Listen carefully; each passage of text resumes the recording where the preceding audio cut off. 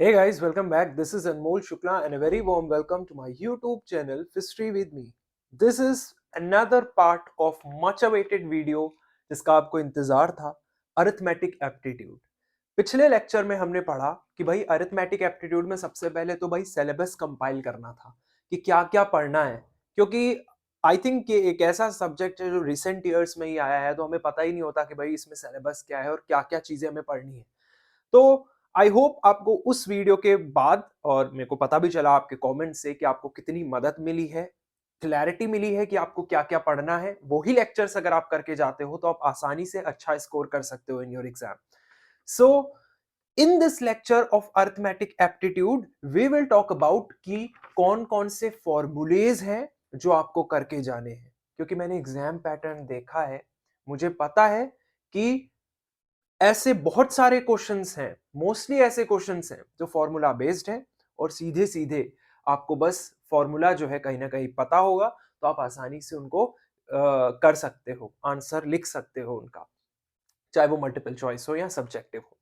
So in this lecture we are going to talk about the formulas, सारे formulas, head to toe जो भी हो सकते हैं। कहने का मतलब जितने भी टॉपिक मैंने पिछले वाले लेक्चर में आपको बताए थे उससे रिलेटेड जितने भी फॉर्मूलाज होंगे वो आपको इस लेक्चर में पता चल जाएंगे। सो लेक्चर को एंड तक देखिए, क्योंकि एंड में मेरे पास आपके लिए बहुत सारी ऐसी टिप्स हैं जो आपको एग्जाम में बहुत ज्यादा मदद करने वाली है, और साथ ही वो क्वेश्चंस भी जिनके आने के चांसेस हैं। So let's start the lecture, but before that, if you're new to the channel, subscribe and hit the bell icon to get the daily updates and notification. Also guys, मैंने एक नई series start की है shorts की, 30 to 40 seconds videos shorts की, जो कि बहुत रिलेटेबल होने वाली है और आपको बहुत पसंद आएगी। So let's start without any delay. So this is another video of arithmetic aptitude. Let me just write the topic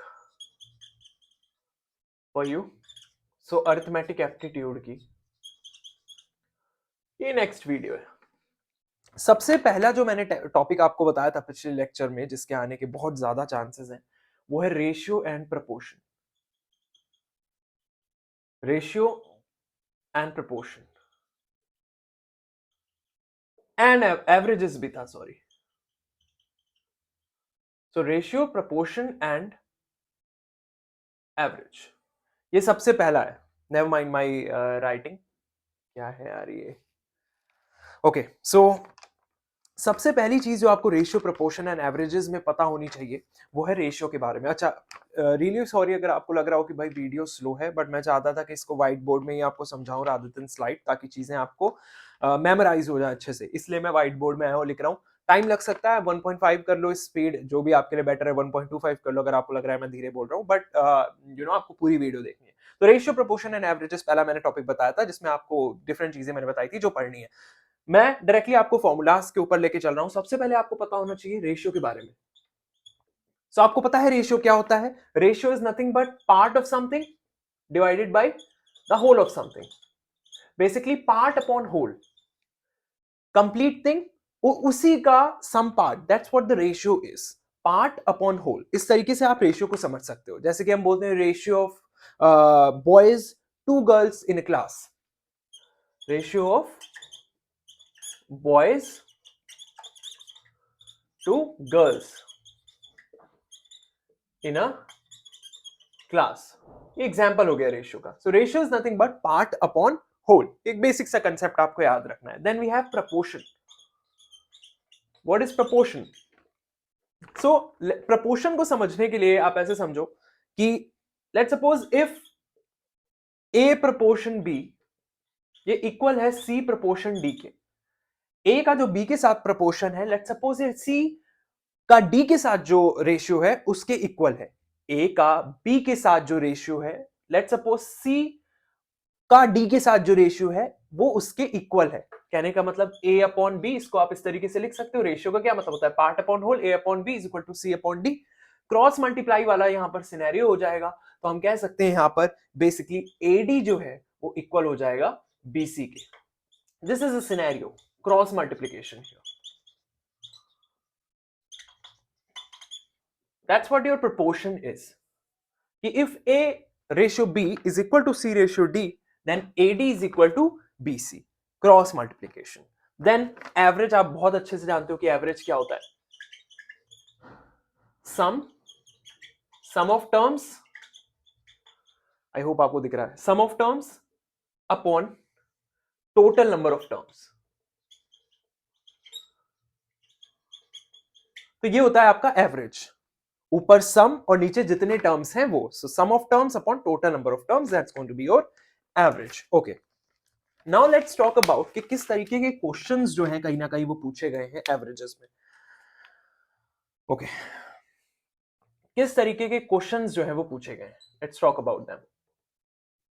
सबसे पहला जो क्वेश्चन पूछा गया है एवरेजेस में वो डायरेक्ट और इनवर्स प्रोपोर्शन में, पहला कहने का मतलब कि इस टॉपिक से इस तरीके के क्वेश्चन जो पूछे गए हैं रेशियो प्रोपोर्शन एंड एवरेजेस में, सबसे ज्यादा जो क्वेश्चंस देखने को मिले हैं वो मिले हैं डायरेक्ट और इनवर्स प्रोपोर्शन से। तो सबसे ज्यादा क्वेश्चन किससे मिले हैं, डायरेक्ट, माफ कीजिएगा मार्कर इज नॉट वर्किंग, सबसे ज्यादा क्वेश्चन देखने को मिले हैं डायरेक्ट और इनवर्स प्रोपोर्शन से।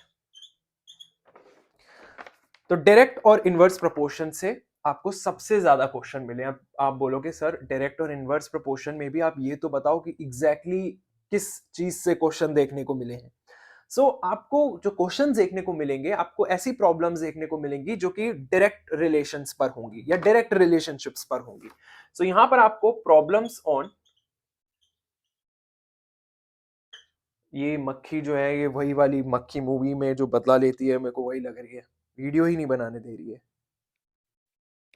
ओके, सो डायरेक्ट और इनवर्स प्रोपोर्शन की हम बात करें तो उससे जो प्रॉब्लम्स देखने को मिली है पेपर में, आफ्टर रिसर्च में आपको बता रहा हूं, वो ज्यादातर डायरेक्ट रिलेशनशिप में देखने को मिली है।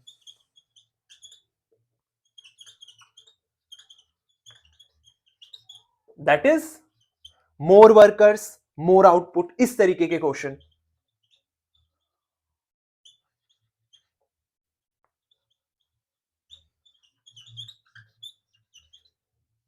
तो ये अब ये देखो, ये सारी चीजें ना स्टार लगा दो, जो क्वेश्चंस मैं आपको बता रहा हूं इस तरीके के क्वेश्चंस जेन्युइनली देखने को मिले हैं, ठीक है, एग्जाम में।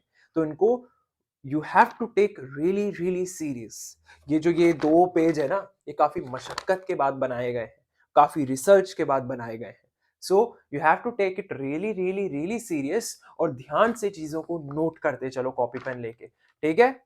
कॉपी पेन बहुत इंपॉर्टेंट है, ठीक है। कितना याद रखोगे दिमाग में, आजकल के शॉर्ट टर्म मेमोरी के टाइम में चीजें जब तक नोट नहीं करोगे तब तक कुछ नहीं होगा। चाहे नोट पैड में नोट करो, लैपटॉप में वर्ड खोल के नोट कर लो, but you have to note. मैं भी यूज करता हूँ देखो copy pen, it's really important I think. So direct और इनवर्स प्रोपोर्शन से आपको काफी, और ये बहुत नहीं है कि आप बोलोगे सर बहुत ज्यादा है यार, ये कितना पढ़े हम, बहुत थोड़ी थोड़ी चीजें हैं। मैं डायरेक्ट आपको इसके अंदर का भी बता दे रहा हूं कि आपको ये तैयार करना है, ठीक है, और उसमें भी आपको फॉर्मूलाज बता रहा हूं, ठीक है। तो आपको प्रॉब्लम दिखेगी डायरेक्ट रिलेशनशिप्स में कहीं कहीं, और कुछ प्रॉब्लम्स आपको इनवर्स रिलेशनशिप में भी देखने को मिल सकती हैं। तो प्रॉब्लम्स ऑन इनवर्स रिलेशनशिप भी आपको कुछ देखने को मिल सकती है, जहां पर आपको ये सिनेरियो दिख सकता है, मोर स्पीड, और ज्यादा स्पीड होगी यानी कि टाइम क्या होगा बताओ, ज्यादा स्पीड यानी कि कम टाइम। अरे ज्यादा स्पीड तो टाइम कम लगेगा ना, तो मोर स्पीड लेस टाइम।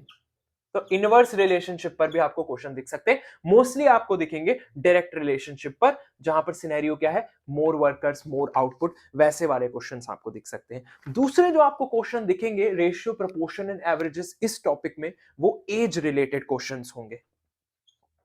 कौन से होंगे, ठीक है, ये हो गया पहला ए।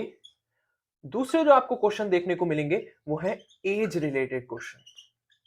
Once again I am saying भाई राइटिंग पर ध्यान मत देना, मैं चाहता हूं कि क्विक लिखूं मैं और कहीं ना कहीं आपको समझा भी दूं, वीडियो ज्यादा लंबी ना हो, इसलिए जल्दी जल्दी चल रहा हूं। एज रिलेटेड क्वेश्चंस आपको देखने को मिलेंगे। अब सर बोलोगे कि भाई एज रिलेटेड में भी बहुत कुछ आता है, तो मैं आपको बताता हूं कि एज रिलेटेड में किस तरीके के क्वेश्चन देखने को मिलेंगे। सो आपसे पूछा जा सकता है कि फाइंड करो प्रेजेंट एंड फ्यूचर एजेस। कुछ कंडीशंस दी होंगी, कुछ रेशियोज दिए होंगे, बट मोस्टली आपको क्वेश्चंस आएंगे on finding the present and future ages. तो इस तरीके के क्वेश्चंस आएंगे इस पर, ठीक है। सो आई होप आपको ये क्लियर है कि रेशियो, प्रपोर्शन एंड एवरेजेस में आपको क्या पढ़ना है. Let me just rub it quickly so that we can start with another topic. I hope आपने नोट डाउन कर लिया होगा, इसका स्क्रीनशॉट ले लिया होगा. आई एम सॉरी, मैंने आपको टाइम नहीं दिया उस चीज का, ध्यान रखूंगा मैं ये. Okay, another important thing is the second topic जो मैंने आपको बताया था वो था परसेंटेजेस का. इसका था परसेंटेजेस का. ठीक है,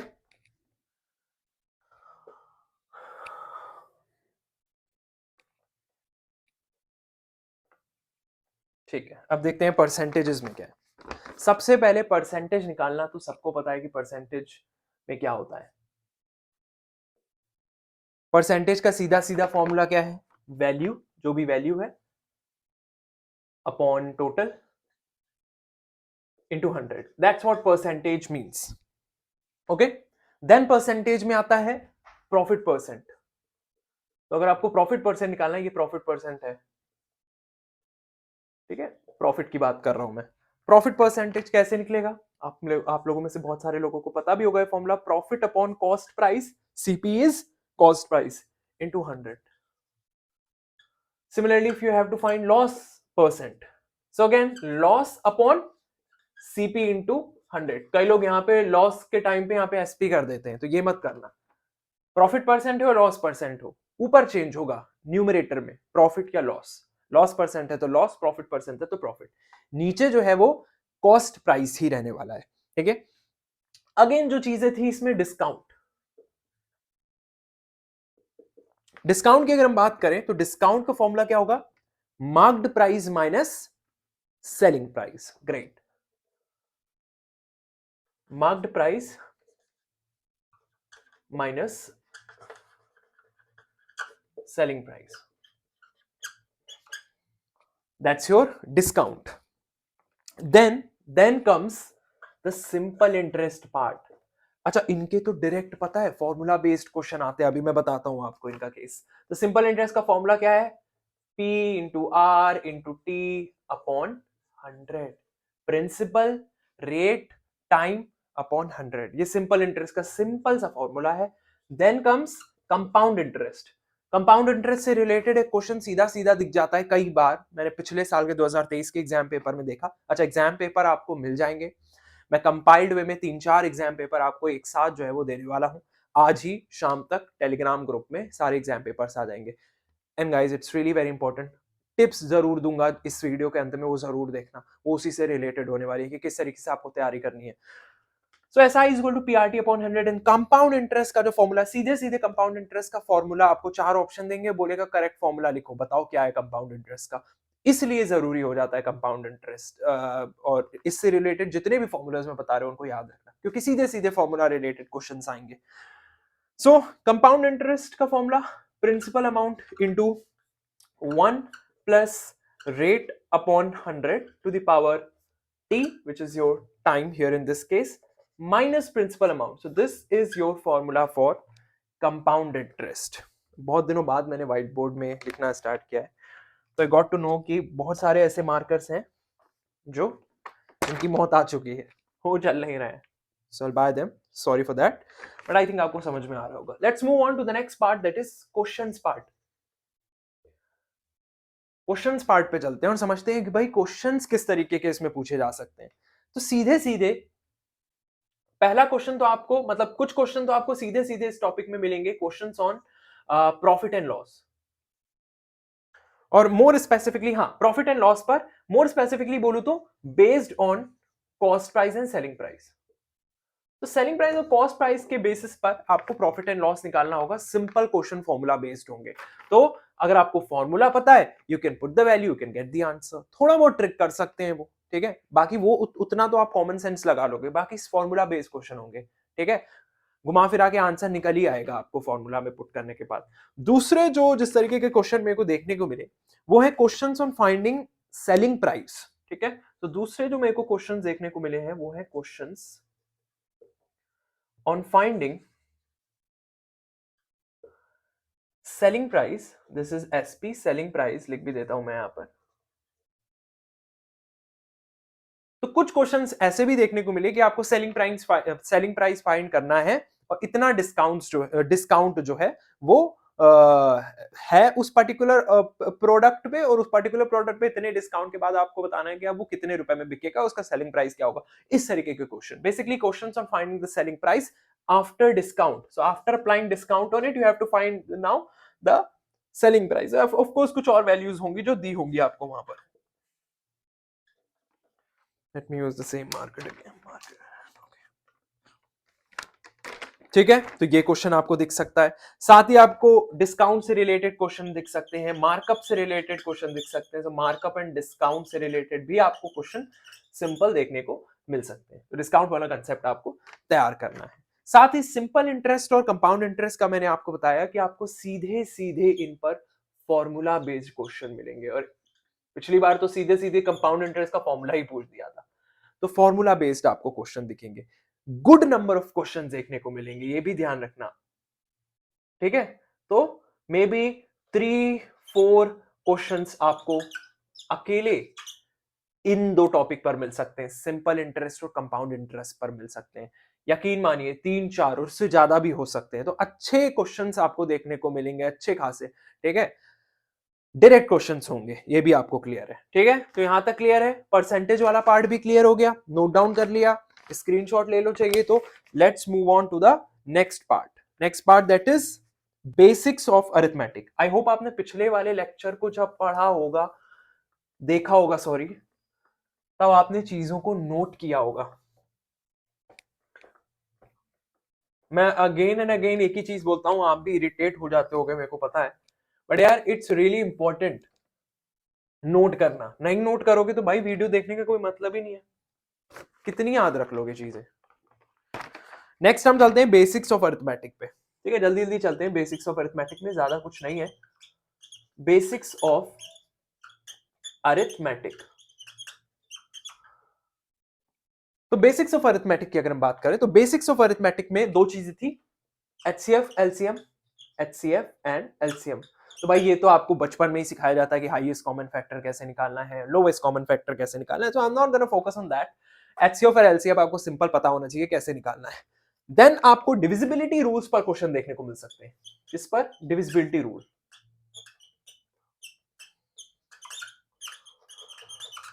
सर डिविजिबिलिटी रूल का थोड़ा बहुत बता दो, तो बिल्कुल बता देता हूं। डिविजिबिलिटी रूल 2 का याद रखो और 3 का याद रखो, ये दोनों कॉमन है। 2 का डिविजिबिलिटी रूल क्या है, लिखो, मैं बोल रहा हूं लिखो।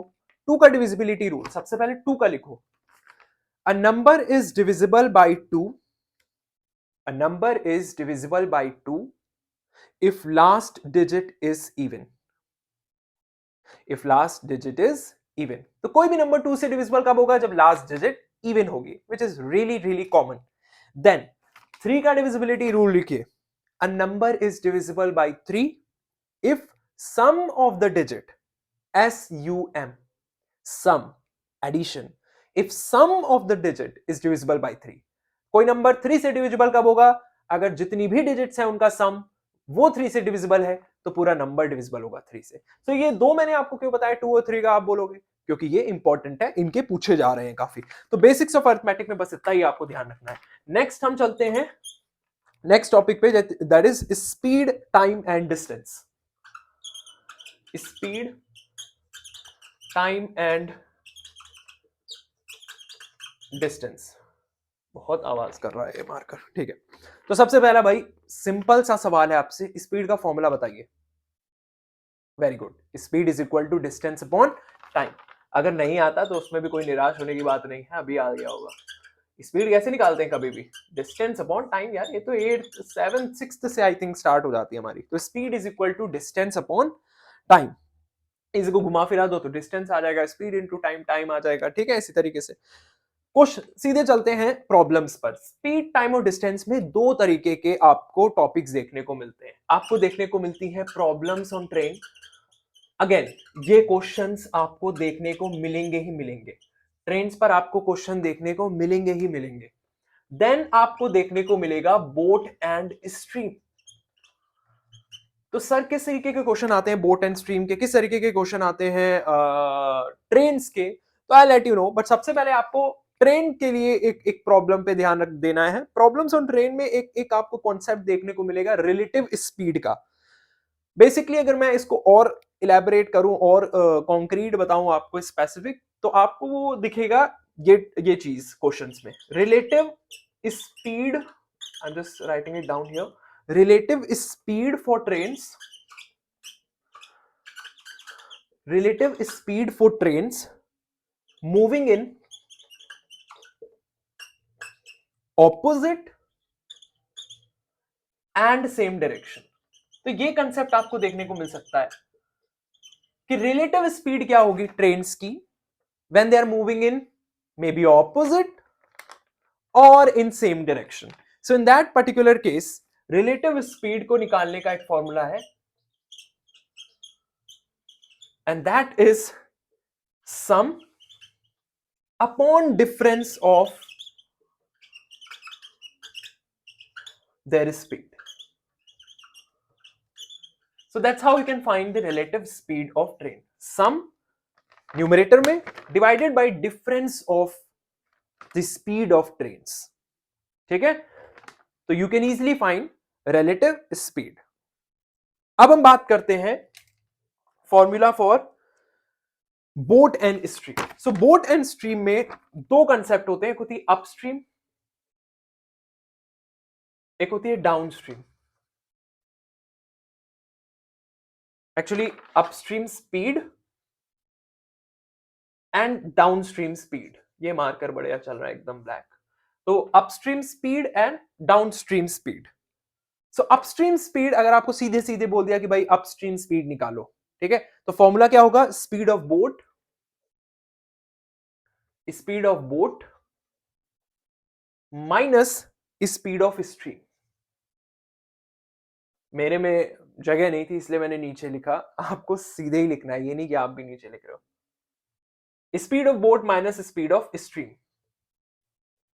बोट की स्पीड को, जो भी आपकी बोट की स्पीड से जिससे आप ट्रेवल कर रहे हो, उसको जब आप माइनस करोगे, जो भी बहाव है, जो भी स्ट्रीम है उसकी स्पीड से, तब आपकी अप स्ट्रीम आती है। डाउन स्ट्रीम कैसे आएगी, इसका ठीक ऑपोजिट, जो भी आपकी बोट स्पीड है, जब आप उसको ऐड कर दोगे जो भी स्ट्रीम की स्पीड है उससे, तो आपकी आ जाएगी डाउन स्ट्रीम स्पीड। तो यहां पर बस आपको ऐड करना है, बाकी चीजें सेम हो जाएंगी। Speed of boat plus speed of stream is going to be your downstream speed, but speed of boat minus speed of stream is going to be your upstream speed। देखो formulas आपको याद भी हो रहे हैं, ठीक है, यहीं पर आपके याद भी हो जाएंगे फॉर्मूलेज। तो बात करते हैं क्वेश्चन की सीधे सीधे। तो क्वेश्चन जैसा कि मैंने आपको बताया कि आपको रिलेटिव स्पीड फॉर ट्रेन के लिए आपको क्वेश्चन देखने को मिल सकते हैं। स्पेसिफिक किस तरीके के question, time taken for trains to cross each other. तो ये इस तरीके के क्वेश्चन आपको क्वेश्चन पेपर में देखने को मिल सकते हैं कि time taken for train to cross each other और पास स्टेशनरी ऑब्जेक्ट्स। अब प्रीवियस ईयर जब खोलोगे पेपर तो आपको देखने को मिलेंगे। और दूसरे क्वेश्चन जैसे कि मैंने आपको बताया, बोट और स्ट्रीम वाला कंसेप्ट, दो ही कॉन्सेप्ट है इसमें, अपस्ट्रीम स्पीड और डाउनस्ट्रीम स्पीड। तो इसके सिंपल क्वेश्चंस आपको देखने को मिलेंगे। तो simple questions on boat and stream, formula based, ठीक है, अपस्ट्रीम स्पीड और डाउनस्ट्रीम स्पीड, इसका फॉर्मूले आपको याद हो भी गए होंगे। तो इसके आपको सिर्फ सिंपली फॉर्मूले ही कहीं ना कहीं याद करने हैं, ठीक है, बढ़िया। आगे चले, चलो लेट मी रब इट क्विकली, आगे हम इस पे आगे बढ़े। अच्छा, व्हाइट बोर्ड में पढ़ाने का थोड़ा सा मतलब एक डिसएडवांटेज मेरे को लगता है यही है, टाइम थोड़ा ज्यादा लग जाता है और कहीं ना कहीं थोड़ी सी जो है वो मेहनत भी ज्यादा लग जाती है, पर ठीक है, समझ में आना चाहिए फिर कहीं भी पढ़ाओ। बट आई जस्ट वांट कि आप, मोटिवेशन मेरे को एक ही चीज से मिलती है, जब आप कमेंट करते हो, जैसे पिछली वीडियो में आपने भर भर के कमेंट किए थे, मेरे को बहुत अच्छा लगा था देख के, और फिर लगता है कि हाँ ठीक है और वीडियो लेके आनी है. So I hope you'll do the same in this video also. बस that's the only thing that matters. ठीक है, अभी चलते हैं आगे. बस ज्यादा नहीं बचा है, बस वीडियो खत्म ही होने वाली, टेंशन नहीं. अगला पार्ट है डेटा इंटरप्रिटेशन और लॉजिकल रीजनिंग का. इसको भी कवर कर लेते हैं यार. डेटा इंटरप्रिटेशन, आई थिंक अभी थोड़ा सा गीला है ये.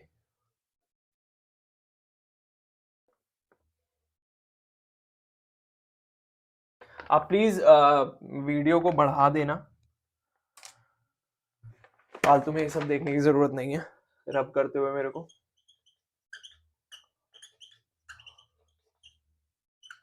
डेटा इंटरप्रिटेशन एंड इसी में आता है लॉजिकल रीजनिंग.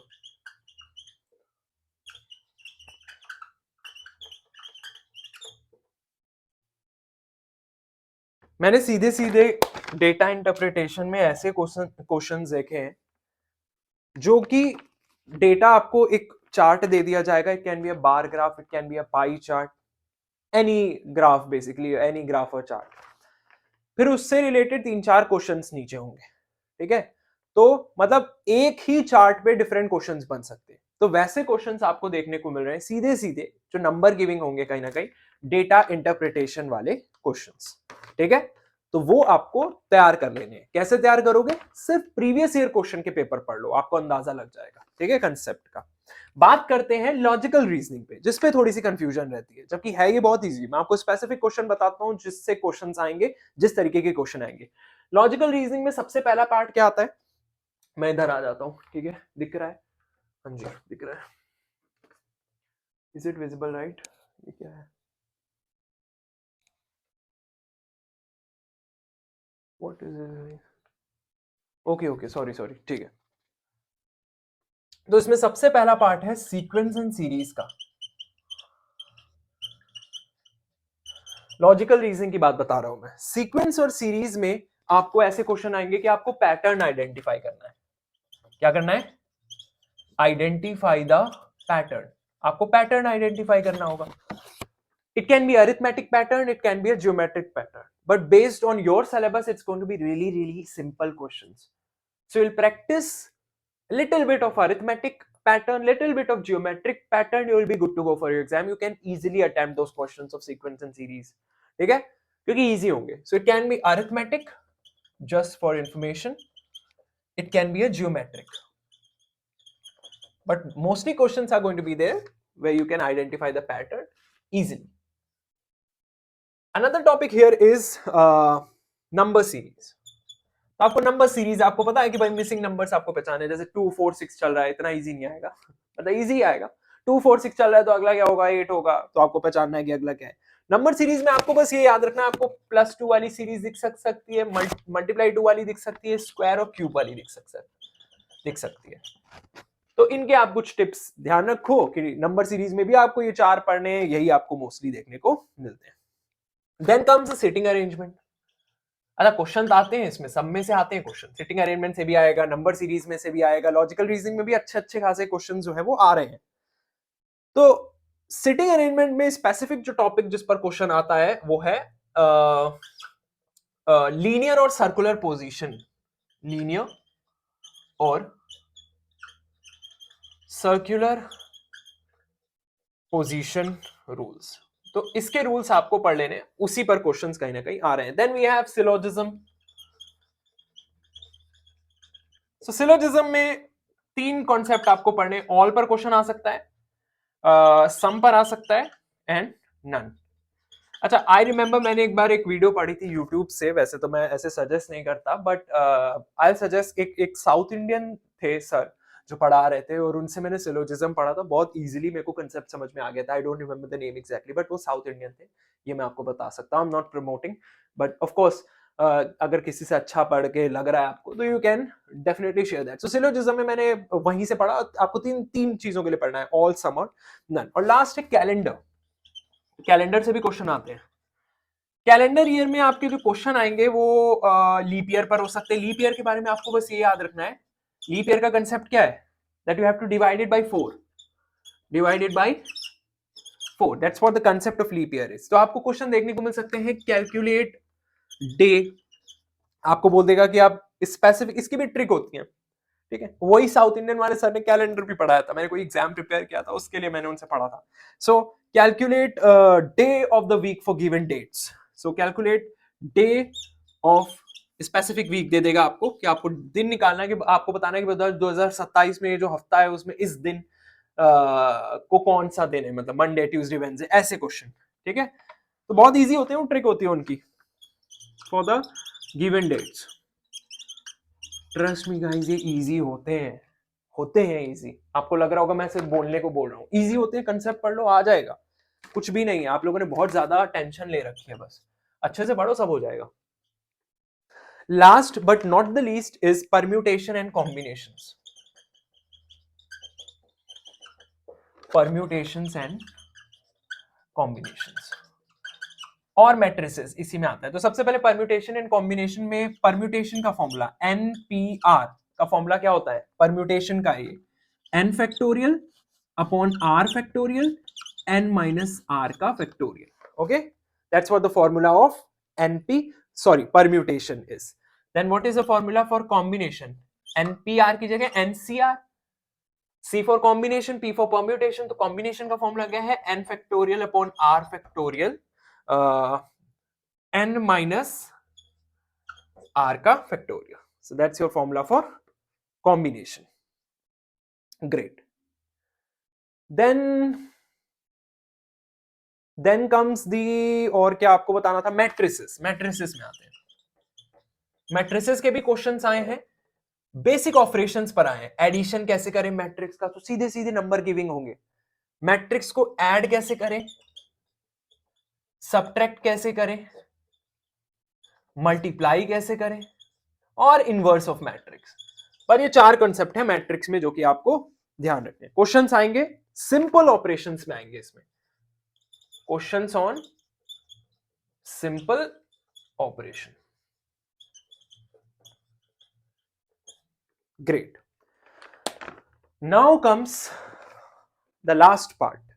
सारे फॉर्मूलेज हो गए, सारे टॉपिक्स बता दिए क्या क्या पढ़ना है, अब आती है टिप्स की बारी। सबसे पहले तो मैं आपको ये बता दूं कि जो भी एग्जाम पेपर है, प्रीवियस ईयर क्वेश्चन पेपर है, सबसे पहली टिप मेरी यही होगी, आपको वो पेपर सॉल्व करने हैं। कुछ भी नहीं कर रहे हो, 2 वीडियोस जो मैंने बनाई वो देखो, फॉर्मूलेज अच्छे से ही, मतलब दूसरी वीडियो तो यही है, इसमें फॉर्मूलेज बढ़िया एकदम बिल्कुल आपको तैयार हो जाने चाहिए। कोई बोले you can easily decide the formula, इतने अच्छे से फॉर्मूले तैयार हो जाने चाहिए, जो बेसिक मैंने बताया कंसेप्ट वो। देन सिर्फ और सिर्फ जो कंसेप्ट बोले हैं वो पढ़ो, क्वेश्चंस करो उनके प्रीवियस ईयर से। जितने प्रीवियस ईयर क्वेश्चन लगाओगे उतने ही आप अच्छे हो जाओगे एग्जाम के लिए, और उन्हीं से रिलेटेड कंसेप्ट आप यूट्यूब वीडियो से पढ़ सकते हो, ठीक है।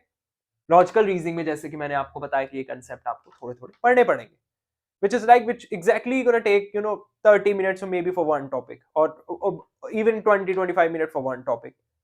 It's going to be easy. Don't take much pressure, you can do it, trust me guys. After having a lot of research, I can say this कि previous year questions लगाओ, you'll be good to go. So previous year question लगाने हैं, once again I'm saying, शाम तक आपको questions मिल जाएंगे question paper. I also got to know about research and seeing the previous year question paper and all that. Exam में simple और direct जो questions है formula based, उनकी संख्या, उनकी counting भी अच्छी खासी है। So इसीलिए वंस अगेन वहीं पर बात घूम फिर के आ जाती है कि फॉर्मूलेज अच्छी तरीके से तैयार करो। थोड़े बहुत फॉर्मूलाज, थोड़े बहुत घुमाने फिराने भी है वाले भी हैं क्वेश्चन, बट वो बहुत ही कम है, ठीक है। एंड दैट भी वो इतने वाले नहीं है, कैट लेवल के तो आएंगे नहीं ऑब्वियसली, ठीक है, तो इजी ही है। You just have to understand the concept, you just have to solve the basic questions. Basic questions करो अच्छी तरीके से, फॉर्मूला बेस्ड करो, बट अच्छे से प्रीवियस ईयर क्वेश्चन कर लो, वहीं पर बात आ जाती है। And one more tip, data charts, जो भी जिस तरीके के क्वेश्चन है वो भी आप प्रीवियस ईयर से ही देखो, और जिस तरीके से क्वेश्चंस आ रहे हैं उनको पकड़ लो कि भाई इस तरीके के क्वेश्चन आ रहे हैं, so that's how I am gonna attempt it, ठीक है। सो क्योंकि उनसे काफी स्कोर आपको मिलेगा, इस तरीके के क्वेश्चन भी आपको देखने को मिलेंगे 6-7। Okay, so that's it. इसको और ज्यादा स्ट्रेच मैं नहीं करना चाहता हूं, आई होप ये वीडियो थोड़ी सी लंबी हो गई है। And also due to the reason कि मैंने व्हाइट बोर्ड का यूज किया है, और आई थिंक ये व्हाइट बोर्ड भी थोड़ा सा छोटा है, मेरे को खरीदना पड़ेगा, मेरे को लग रहा है बार बार रब करना पड़ता है। But I think at the end of the day आपको चीजें समझ में आई हैं तो सब कुछ जो है वो सफल है। So will see you in the next video. Best of luck for your exam, और बहुत सारी ऐसी वीडियोस और भी आएंगी। कमेंट जरूर करिएगा, तो बताइएगा कि वीडियो कैसे लगी। Till then keep studying, take care.